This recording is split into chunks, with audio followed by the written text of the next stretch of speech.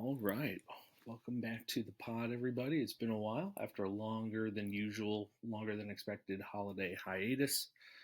Hope everyone had a safe, fun, happy, healthy holiday season. In terms of the holidays on my end, we drove to Florida to be with my dad for Thanksgiving and drove all the way up to New York to be with Christina's family for Christmas.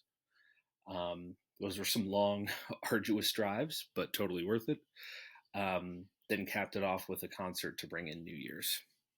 After that, we went to New Orleans for Christina's work conference. It was also cool because it was right after the snowstorm that they got, and they were setting up for the Super Bowl, which was really cool to see.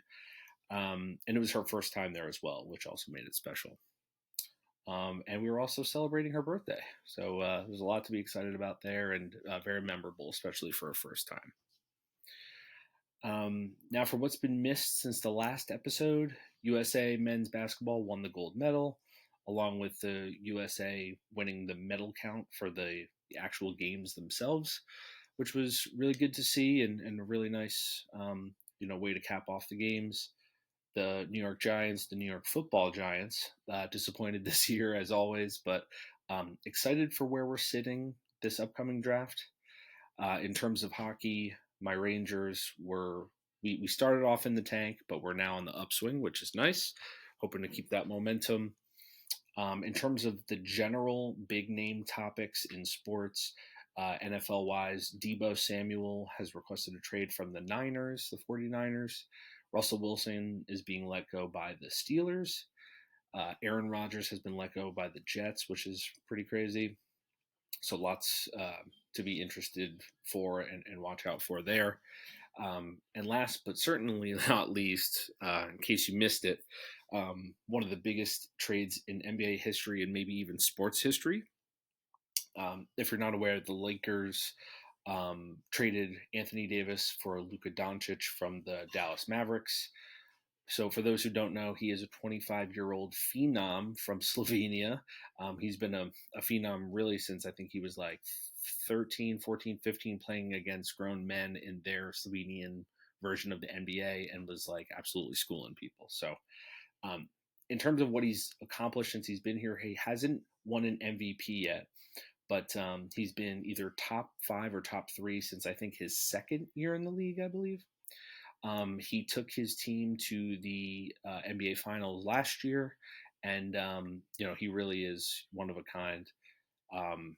In terms of the Anthony Davis portion, currently AD is probably a top 5 player in the league and a defensive guru, but he has an injury history, so long term, this hugely set our franchise up for success. So I'm stoked. A lot of people thought it was a train robbery when they saw it. When they came through, they thought Shams got hacked. So that's how crazy of a trade it was. So monumental for sure. When the Lakers initially traded for Anthony Davis way back when, I think this was like 2018 or maybe 2019, I can't remember. We traded 3 great young prospects and some draft picks. And out of it, we got 2 conference championship appearances, an NBA title, and an NBA Cup. So definitely worthwhile trade on the front end of that, and then and now on that trade that I was just referring to, the Luka one, we got Luka and actually another solid player as well, actually 2 on top of Luka, and an additional first round pick, which we've been lacking these last few years. So we also now have a future as well. So the trade on both ends, the front end with the AD, the championship appearances, the finals, the title, and the cup, and now having a future, both ends beneficial for us. So in terms of storylines, at least as it relates to Luka being on the Lakers, will this make him get in shape? He Part of the reason why the Mavericks didn't want to re-sign him was his health and his sort of cardio and conditioning. So I mean this in sort of 2 portions. So with LeBron spending $2 million a year on his body, and Luka also being traded by his team in his prime, will this sort of motivate Luka to get to that next level? Another storyline, LeBron teaching his genius basketball IQ to Luka, who already has an amazing one. That's interesting and something to keep an eye on. LeBron sort of passing the torch of the league itself to Luka since he's getting ready to retire soon. The Lakers never really had a succession plan with Anthony Davis, so that's something to kind of look out for on that front. Um, LeBron could, now stay on the Lakers and continue to shape Luka for years to come. These last, maybe 1, 2, 3 seasons of his, or he could now do a sign and trade himself to the Warriors, which has been rumblings these last few years, and actually retain pieces for the Lakers via that trade in return to help again set up the Lakers for the future on a foundation he helped build.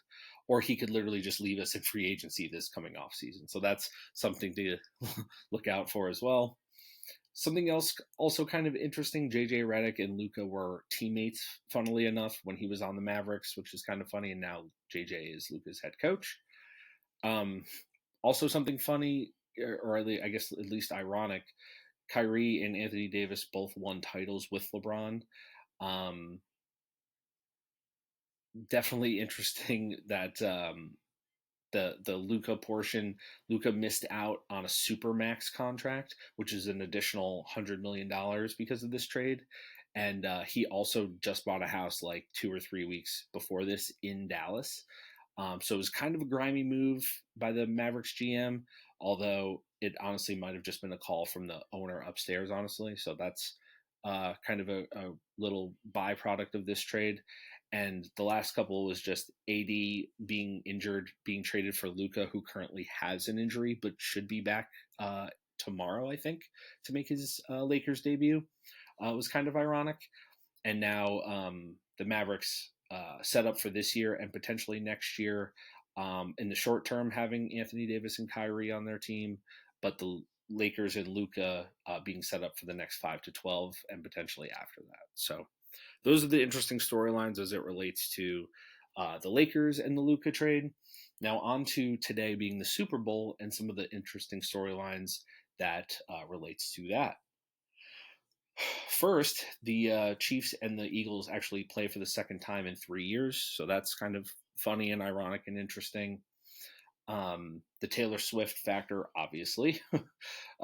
Ryan Reynolds' business partner is facing off against his wife's best friend, which I'll touch on a little bit further, kind of after the storyline portion. Saquon Barkley, being from my Giants, being let go this year and signing with this new team. The first year being with that team and reaching the Super Bowl and potentially winning it. That's something to, in terms of storyline, very interesting. Is this going to be Travis Kelce's last year? Will Travis propose to Taylor, whether they win or lose? But it would certainly mean a lot more meaningful if he makes history and then does it right after. I'm sure there's some betting odds on that front. Will the Chiefs coach Andy Reid retire after this year? That's something to look out for. DeAndre Hopkins, for those who don't know, he's a wide receiver on the Chiefs. His background, if you don't know the story about him and his mother, that's certainly, a full circle moment for him to be playing in a Super Bowl. I certainly hope that he wins it just for the stuff that he's had to overcome, also playing with not so great teams, but potentially being a Hall of Famer. If he wins a championship, that should maybe solidify him as a potential Hall of Famer. So that's interesting to look out for. If the Chiefs win, it'll be the first team of all time to have a three-peat, which would be back-to-back-to-back wins. And then there's the Kendrick Lamar portion. The halftime show performing a diss track. It's kind of shallow and hollow and a bad look for the NFL, at least in my opinion. Also, if the Super Bowl is in Lil Wayne's hometown, why wouldn't he be the main attraction? That kind of doesn't make any sense to me, which is also, again, a bad look for the NFL and also for Jay-Z, who oversees the entertainment selections. So all that's just for the Super Bowl, believe it or not. In terms of it being a Giants fan, I certainly want the Chiefs to win because the Eagles are an arch rival of ours. But even if they do win, the Eagles, I still like Saquon. This is the quietest, successful Eagles team and potentially successful Philadelphia team that I've ever encountered in my life. So, I could stomach it. Also, Jason Kelce not getting a championship. would make me 1% less mad, embarrassingly.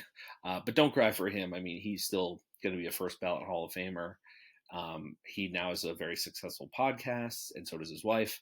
So if the Eagles win, it would be the least amount of negatives in a scenario where my team's arch rival potentially wins a championship. So, um, as it relates to the fixes in portion of the Chiefs and the NFL, that theory to me doesn't really hold water.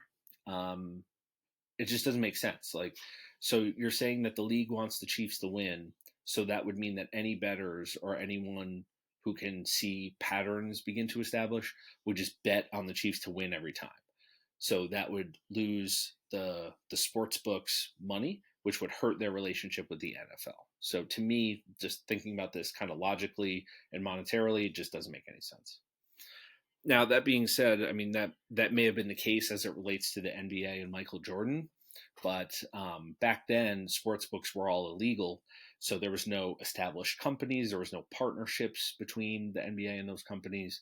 It was all just Italian bookies in Kansas City and in Vegas, which was sequestered in the desert. So now, almost a third of the states in the U.S. it's legal. Each team, each league, all has kind of a vendor sponsor, so it would hurt one company and the other one would benefit. So to me it just doesn't hold water, but that's my 2 cents. So and the thing I'll kind of circle back on is Ryan Reynolds. I mentioned this before. It must be kind of crazy being pulled in both directions for the Super Bowl when his business partner Rob McElhenney, who is a lifelong Eagles fan, diehard. He owns the Wrexham soccer team with Rob.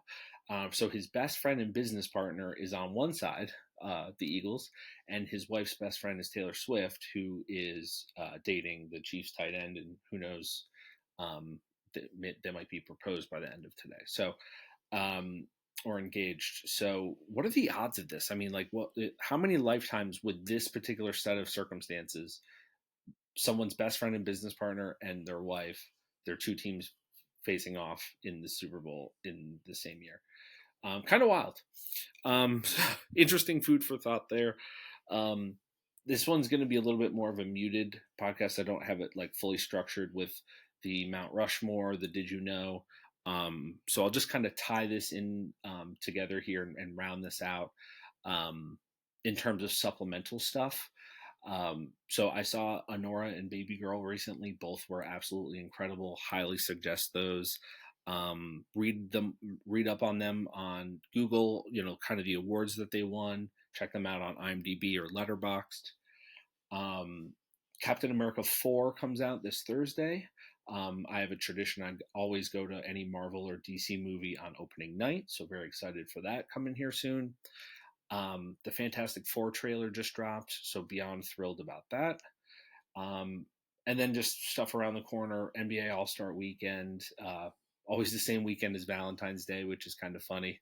Kind of makes you choose between your girl and sports, but I'm going to try to get as much of both as I can. The Oscars, a lot of rumblings, especially with some of the divisiveness as it relates to, the people that did or didn't win like Critics' Choice Awards or Screen Actors Guild and all that kind of stuff. So it will be interesting to see what the fallout is as it relates to the winners of the Oscars and the snubs. So yeah, that's it. A lot of stuff upcoming and couldn't be more excited about it. But thanks for stopping in. I appreciate you guys. Stay out of trouble and excited to talk to you on the next one. All right, talk soon. Take care.